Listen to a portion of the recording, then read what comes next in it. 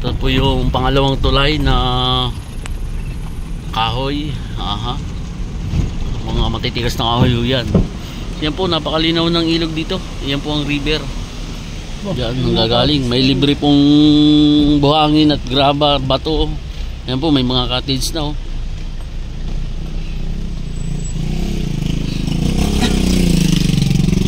Isa sa pinuntahan natin dito, di ba? Yun yung mayari sila. Ang lapad po ng kalsada dito oh. Yan yung post yan. Yung mayroon pong magandang waterfalls dito. Isa po yun sa titingnan natin. At tignan nyo ho ang development na ginagawa sa kalsada. So sa ngayon po, yung mga lupa na malapit sa road na to, yan, baka ho mura pa nating makuha yan sa ngayon. Pero pag ito'y fully concrete na, saka po tayo pupunta, ay sigurado po mataas na yun. Ang palayan, andyan yung waterfalls ano, 18 hectares. Yung waterfalls po na hindi ko po yun na-upload, pero titingnan po kasi namin yung status noong documents nila. Dahil maganda nga po talaga, pero yung dokumento po ay parang hindi pa klarado. So sayang. Pag in-upload po natin, may mga magbibisit. Eh sayang po yung oras ninyo pagka hindi naman ayos ang papel. Ito, nandito yung mga, andyan yung mayari no?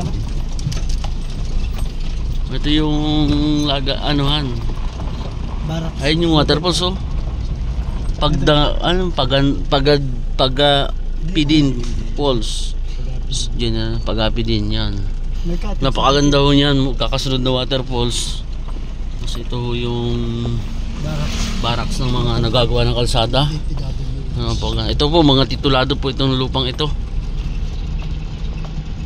Tuloy-tuloy po ang pagdidevelop. Napakalawak po ng kalsada na ito.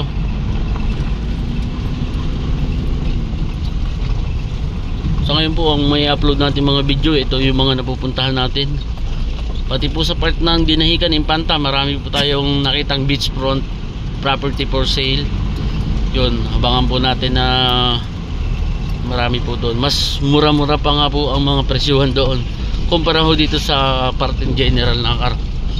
Ayan naman ho, may mga equipment po talaga na tuloy-tuloy na nagko-construct ng road. Ngayon po ay April 2024 yan.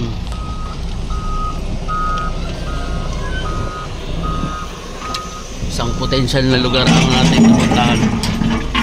Dahil dito ho sagana rin ang tubig at hindi pa ho yan yung Pagapidin. Hindi pa ho naabuso ang mga waterfalls tubig dito. Kaya po napakalinis po ng source ng tubig. At mapapansin niyo po may kuryente na din. Talaga dahil malaking bayan po ang Nakar. Yung pinaka munisipyo po nila ay napakalaki din. Isa po sa puntahan ng mga turista. Ganda na rito ano? Yan ho ang ginagawa oh. Ganda rito, bibili mo na itong ano pa ito, investin mo na. Nagre-recraft po sila. Para pagkagawa niyo. Sisementohin na ulit ito. General Nakar. Nagpipit.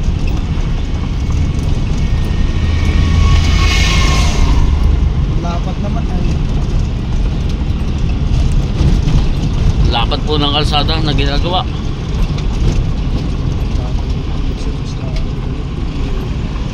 Ha? Pag ito'y simentado na, napakaganda ho nito. Yung may mga lupa dito. Kayo po na mga nasa Manila na talaga kung gusto nyo bumalik ng probinsya at gusto nyo pong magkaroon ng farm o resort, ito yung pinaka magandang lugar na pwede nating pamilian na mga property nyo, investment.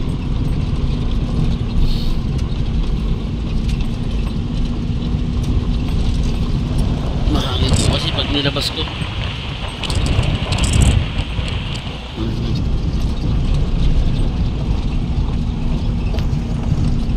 ganda na pala dito, pare. Ganda nga oh. Yan, tapos dagat na po yun oh. Kita po yung dagat. Yan po yung tanawan dagat.